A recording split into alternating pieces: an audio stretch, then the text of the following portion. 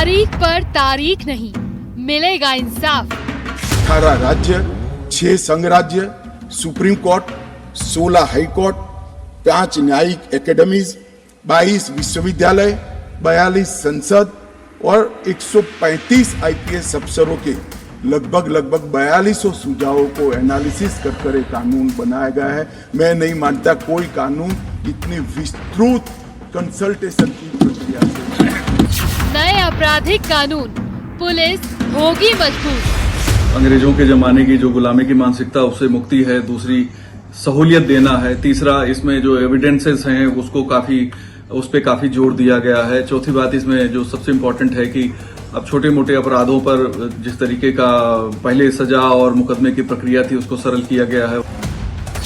पीड़ित को इंसाफ, मजबूत होगा कानून का राज। दंड संहिता थी आईपीसी, भारतीय दंड संहिता, और यह है भारतीय न्याय संहिता। यानी एक साइकोलॉजिकल है कि भाई ये न्याय होगा, दंड नहीं मिलेगा, क्योंकि अंग्रेजों ने प्रोविजन किया था कि जो भारतीय लोग हैं उनको दंड देना है। अपराध जितना बड़ा, खामियाजा उतना कड़ा। कि टेक्नोलॉजी के इवॉल्वमेंट में एविडेंस लीड करने के लिए या अपराध के नए नए तरीके बदले, अब के हिसाब से जो लॉर्ड मैकाले का बनाया कानून था वो प्रासंगिक नहीं रहेगा। 3 नए क्रिमिनल लॉ का संपूर्ण विश्लेषण।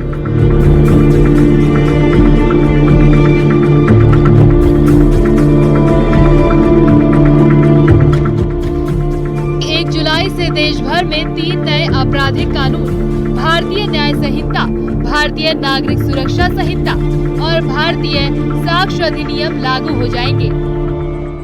25 दिसंबर 2023 को राष्ट्रपति ने 3 विधेयकों को अपनी मंजूरी दी थी।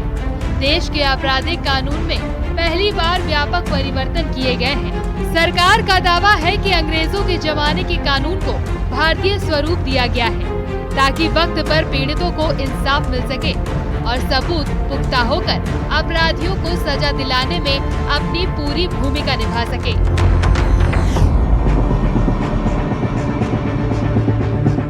हालांकि अपराधों की परिभाषा, सजा में कोई ज्यादा परिवर्तन नहीं हुआ है। आपराधिक प्रक्रिया संहिता में कई अहम बदलाव किए गए हैं। खास तौर पर न्यायिक हिरासत की अवधि और इलेक्ट्रॉनिक सबूतों को लेकर नियम और कानून साफ, मजबूत और प्रभावी करने का दावा किया गया है। ये 3 नए कानून क्या पुलिस को और मजबूत करेंगे? क्या पीड़ित को वक्त पर और सही इंसाफ दिलाने में ज्यादा प्रभावी साबित होंगे?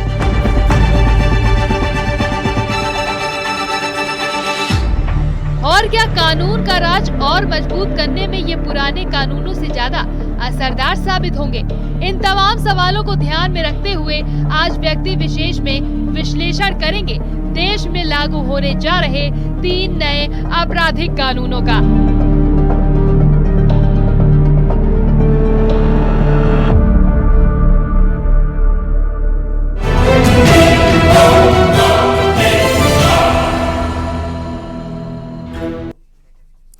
तो देश की न्यायिक और पुलिस व्यवस्था में बड़ा बदलाव आने जा रहा है। अंग्रेजों के जमाने के आपराधिक कानूनों को छोड़कर अब भारत नए क्रिमिनल लॉ को अपनाने जा रहा है।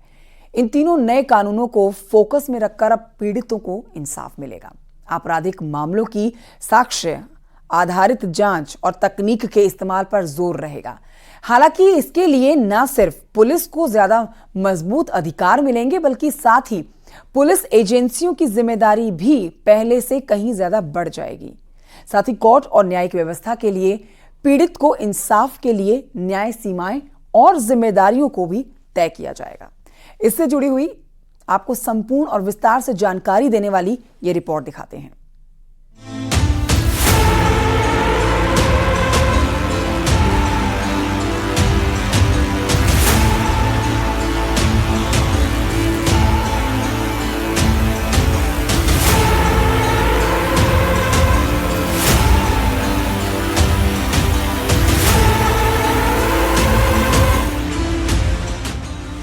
देश में कानून प्रक्रिया में बड़ा बदलाव होने जा रहा है। देश में 3 नए आपराधिक कानून लागू हो जाएंगे।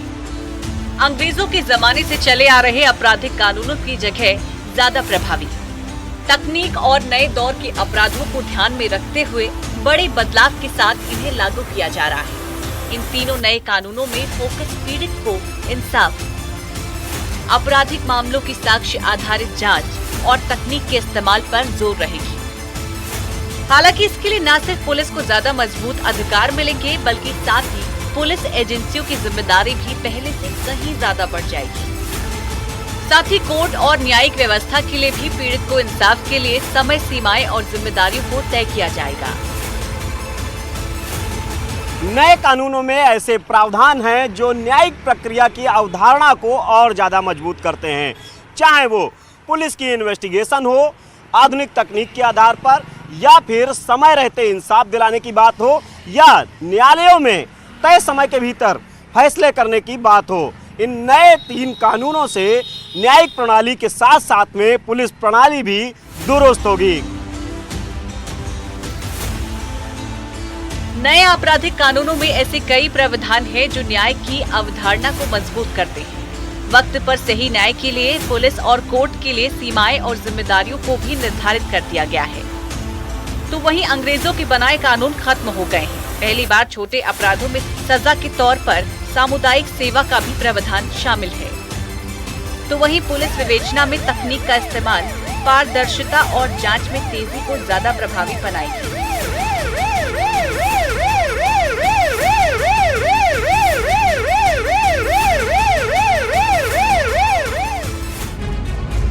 क्या है 3 नए कानून? भारतीय न्याय संहिता। आईपीसी अब भारतीय न्याय संहिता होगा। आईपीसी 511 धाराएं, बीएनएस 358 धाराएं। नए कानून में 21 अपराध शामिल। वहीं दूसरे कानून की बात करें तो सीआरपीसी को अब भारतीय नागरिक सुरक्षा संहिता के नाम से जाना जाएगा। भारतीय नागरिक सुरक्षा संहिता। सीआरपीसी की जगह भारतीय नागरिक सुरक्षा संहिता सीआरपीसी में 484 धाराएं थी। भारतीय नागरिक सुरक्षा संहिता में 531 धाराएं हैं। नए कानून में 177 धाराएं बदली, 9 नई धाराएं जुड़ी। नए कानून में 14 धाराएं खत्म कर दी गई। अब छोटे मोटे अपराधों पर जिस तरीके का पहले सजा और मुकदमे की प्रक्रिया थी उसको सरल किया गया है। उसमें कम्युनिटी सर्विस वगैरह जोड़ दी गई है कि छोटे मोटे अपराध करने वालों को कम्युनिटी सर्विस करनी पड़ेगी। इस तरह से बहुत सी सहूलियतें दी गई हैं। पुलिस को इसमें एक सहूलियत ये हम कह सकते हैं कि किसी भी थाने में आप किसी भी अपराध की एफआईआर दर्ज करा सकते हैं। इसके बाद तीसरा जो कानून बदला गया है वो होगा भारतीय साक्ष्य अधिनियम। एविडेंस एक्ट अब भारतीय साक्ष्य अधिनियम होगा। भारतीय साक्ष्य अधिनियम 170 धाराएं होंगी। पहले एविडेंस एक्ट में 166 धाराएं थी। 24 धाराओं में बदलाव, 2 नई धाराएं जुड़ी। पुरानी 6 धाराओं को खत्म किया गया। तो जो भारत का नया कानून है, भारत के नए कानून में अगर हम देखें तो खास तौर से बच्चों को, महिलाओं को, समाज के उन सभी दुर्बल लोगों को जिनको ईज ऑफ जस्टिस, जिनको सुलभ न्याय नहीं मिल पाता था कुछ कारणों से, उसको दृष्टिगत रखते हुए और साथ ही साथ इंडिविजुअल की लाइफ और लिबर्टी को प्रोटेक्ट करते हुए इंडियन पीनल कोड की जगह पर भारतीय न्याय संहिता, क्रिमिनल प्रोसीजर कोड की जगह भारतीय नागरिक सुरक्षा संहिता और इंडियन एविडेंस एक्ट की जगह भारतीय साक्ष्य संहिता आई है। पुराने कानूनों की जगह अब लाए गए इन तीनों नए कानूनों में बड़े पैमाने पर फेरबदल किया गया है। कुछ ऐसे कानून जो विसंगत हो चुके हैं, नए दौर के हिसाब से कारगर नहीं थे, उनको खत्म कर दिया गया है। इसके अलावा तीनों ही कानूनों में नई धाराएं शामिल की गई हैं, जिसमें आतंकवाद और संगठित अपराधों के तौर पर फोकस करके प्रावधान शामिल किए गए हैं। मोदी सरकार समय समय पर कहती रहती है कि अंग्रेजों की गुलामी की मानसिकता के प्रतीकों को बारी बारी से देश को मुक्त किया जाएगा।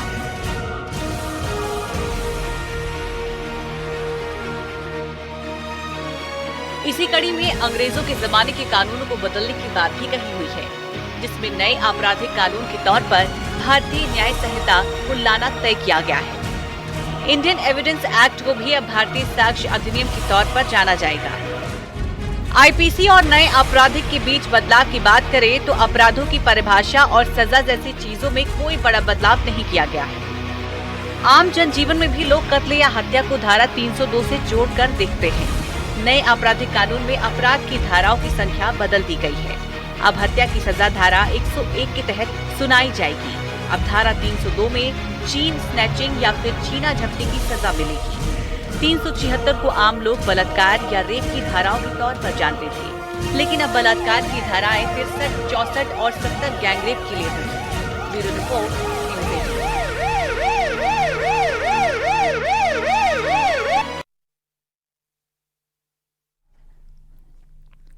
देखिए, इन 3 नए कानूनों से बड़े पैमाने पर बदलाव देखने को मिलेंगे। न सिर्फ धाराओं में तब्दीली कर दी गई है, साथ ही कई धाराओं, गंभीर आपराधिक धाराओं के लिए सजा का प्रावधान भी बेहद सख्त कर दिया गया है। रेप, मॉब लिंचिंग जैसे अपराधों को और ज्यादा संगीन श्रेणी में डालते हुए सख्त सजा का प्रावधान किया गया है। सबसे पहले 15 पॉइंट्स में आपको समझाएंगे कि आखिर नए कानून क्या कह रहे हैं। देखिए,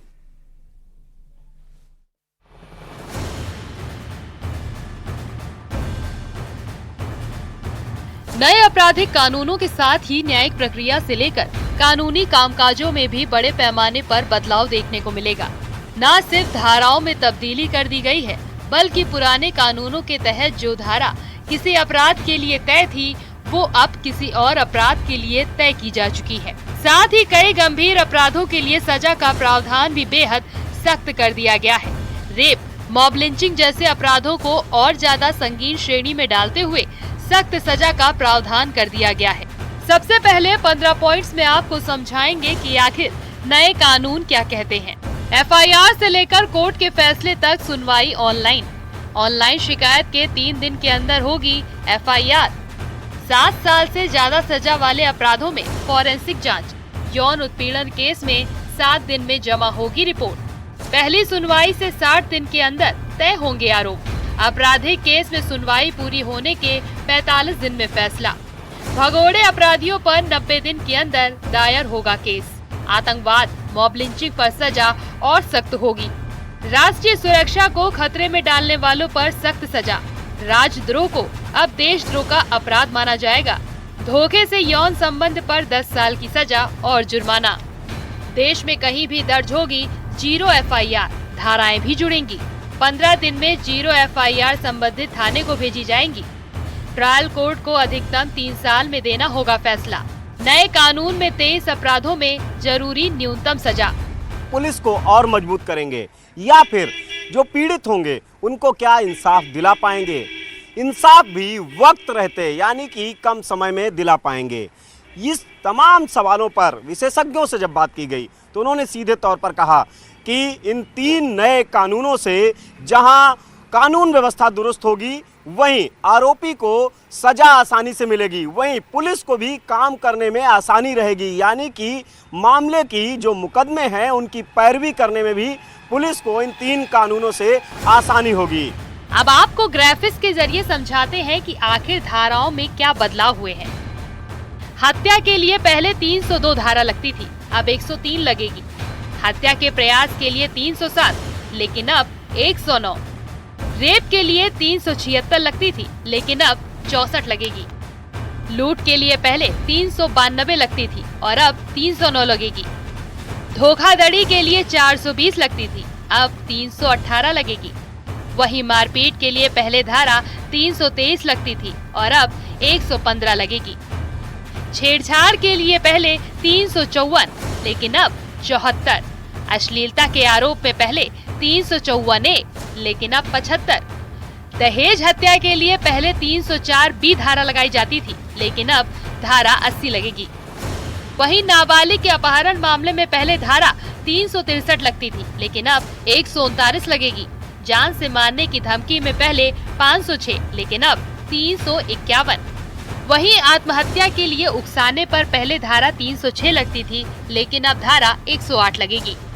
जो महिलाओं से संबंधित अपराध हैं, जो बच्चों से संबंधित अपराध हैं, उनको और कड़ा किया गया है और उसमें जो साक्ष्य हैं उनके बारे में भी स्पष्टता की गई है। जो आज के ज़माने में मॉडर्न एज में क्या है कि इलेक्ट्रॉनिक साधन है, आपके पास व्हाट्सएप है, आपके पास वीडियो कॉल है, आपके पास जो कॉल रिकॉर्डिंग है। पहले ये प्रूफ नहीं होते थे, तो इनको प्रूफ मान लिया गया है कि अगर कोई आपके पास इलेक्ट्रॉनिक साक्ष्य हों तो वो कोर्ट में एडमिसिबल होंगे, पहले नहीं थे। वहीं इसके अलावा कई गंभीर अपराधों में सजा का प्रावधान काफी सख्त कर दिया गया है। कई अपराधों में सजा में बढ़ोतरी की गई है। रेप और पॉक्सो कम से कम 20 साल की सजा या आजीवन कारावास, हत्या मृत्युदंड या आजीवन कारावास, मॉब लिंचिंग मृत्युदंड या आजीवन कारावास, किडनैपिंग 7 साल या अधिक की सजा और जुर्माना, फिरौती के लिए किडनैपिंग मृत्युदंड और आजीवन कारावास की सजा, दंगा करने पर कम से कम 7 साल की सजा, दहेज हत्या के लिए 7 साल या अधिकतम आजीवन कारावास की सजा, वहीं हादसे में मौत पर अधिकतम 10 साल की सजा और जुर्माना, हत्या की कोशिश में मृत्युदंड या आजीवन कारावास, स्नैचिंग में कम से कम 3 साल की सजा और जुर्माना। गैंग रेप के मामलों में 20 साल या जिंदा रहने तक सजा का प्रावधान किया गया है। हिट एंड रन केस में 10 साल की सजा का प्रावधान है। पुलिस को शिकायत के 3 दिनों में ही एफआईआर दर्ज करनी होगी। 0 एफआईआर, EFIR को इसमें मैंडेटरी किया गया है और कहीं से भी 0 एफआईआर करने के लिए पुलिस बाध्य होगी। 3 से 7 साल वाली सजा मामलों में प्रारंभिक जांच कर एफआईआर दर्ज करनी होगी। जांच की रिपोर्ट 24 घंटे में और तलाशी की रिपोर्ट अधिकतम 24 घंटे में कोर्ट के सामने रखना होगा। बिना किसी देर के बलात्कार पीड़िता की मेडिकल जांच रिपोर्ट को 7 दिनों के अंदर पुलिस थाने और न्यायालय में सीधे भेजने का प्रावधान किया गया है। नए कानूनों में महिलाओं और बच्चों के खिलाफ अपराधों की जांच को प्राथमिकता दी गई है। दुष्कर्म और पॉक्सो एक्ट के मामले में जांच 2 महीने के अंदर पूरी करने की व्यवस्था की गई है। नए कानून के तहत पीड़ित को 90 दिन के अंदर अपने मामले की प्रगति पर नियमित रूप से जानकारी पाने का अधिकार होगा। इसके अलावा तलाशी और जब्ती की प्रक्रिया के दौरान वीडियोग्राफी कराना भी जरूरी होगा। 7 साल या उससे ज्यादा की सजा वाले अपराधों में वैज्ञानिक साक्ष्य जुटाने के लिए फॉरेंसिक एक्सपर्ट को मौकाए वारदात पर जाना जरूरी होगा। हालांकि इस व्यवस्था को लागू करने के लिए 5 वर्ष की समय सीमा निर्धारित की गई है। Bureau report, news 18।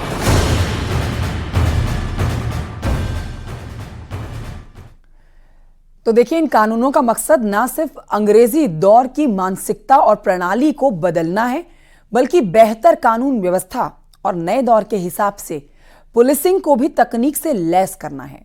बदलते दौर को देखते हुए पुलिसिंग में तकनीक का इस्तेमाल बढ़ाया गया है। इसके साथ ही अभियुक्तों की गिरफ्तारी में भी कई शर्तें जोड़ी गई हैं।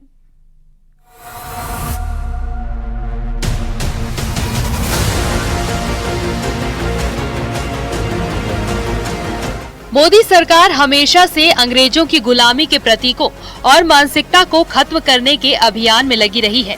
इसे लेकर देश में कई अहम बदलाव भी देखने को मिले। इसी कड़ी में नए कानून को भी देखा जा रहा है। इसका मकसद न सिर्फ अंग्रेजी कानूनों को बदलना है, बल्कि बेहतर कानून व्यवस्था और नए दौर के हिसाब से पुलिसिंग को भी तकनीक से लैस करना है। इसी कड़ी में अब से देश में पुलिस और न्याय व्यवस्था से जुड़े कई अहम बदलाव देखने को मिलेंगे। 0 एफआईआर और EFIR हो पाएगी और एफआईआर का जांच जो होता है उसको भी ऑनलाइन फरियादी को 90 दिन में देना पड़ेगा कि आपकी फरियाद का क्या होगा। माननीय फॉरेंसिक का भी मैं आगे बताता हूं। हमने ICGS के माध्यम से लगभग 8 करोड़ जितनी एफआईआर का डेटा ऑनलाइन कंप्यूटर में डाल दिया है और ई-कोर्ट के प्रोजेक्ट शुरू हो चुके हैं। ई-प्रिजन का प्रोजेक्ट शुरू हो चुका है, ई-प्रोसिक्यूशन का प्रोजेक्ट शुरू हो चुका है और ई-फॉरेंसिक हो चुका है। आम आदमी से जुड़े बदलावों के हिसाब से देखें तो ये बदलाव न सिर्फ पारदर्शिता और इंसाफ की प्रक्रिया को मजबूत करेंगे, बल्कि कानूनी प्रक्रिया में सबूतों की अहमियत और भूमिका दोनों को बढ़ा देंगे। बदलते दौर को देखते हुए पुलिसिंग में तकनीक का इस्तेमाल बढ़ाया गया है। इसके साथ ही अभियुक्तों की गिरफ्तारी में भी कई शर्तें जोड़ी गई हैं। नए कानून, नए तरीके। ऐसे मामले जिनमें 3 साल से कम सजा, गिरफ्तारी के लिए DSP की अनुमति जरूरी। शारीरिक कमजोर या 60 साल से ज्यादा का आरोपी, गिरफ्तारी के लिए DSP की अनुमति जरूरी। आरोपी की गिरफ्तारी, परिजनों को सूचना देना जरूरी। थाने में हाजिरी के लिए बाध्य नहीं। 15 साल से कम या 60 साल से ज्यादा, महिला या दिव्यांग या गंभीर रूप से बीमार। हथकड़ी का इस्तेमाल सिर्फ गंभीर धाराओं में। कानून में EFIR और 0 FIR के भी प्रावधान किए गए हैं, जिससे आतंकवादी जो गतिविधियां हैं उनको रोकने में मदद मिलेगी, संगठित अपराध रोकने में मदद मिलेगी। और यही नहीं, विवेचक की जो विवेचना है वो उनके विवेक की बजाय आधुनिक तकनीक यानी कि फॉरेंसिक से लगाकर आधुनिक तकनीकी के साक्ष्यों के आधार पर होगी। वहीं पुलिसिंग में इलेक्ट्रॉनिक साक्ष्यों की अहमियत को बढ़ाया जाएगा। इसके लिए वीडियोग्राफी और फॉरेंसिक एविडेंस को और ज्यादा मजबूत किया गया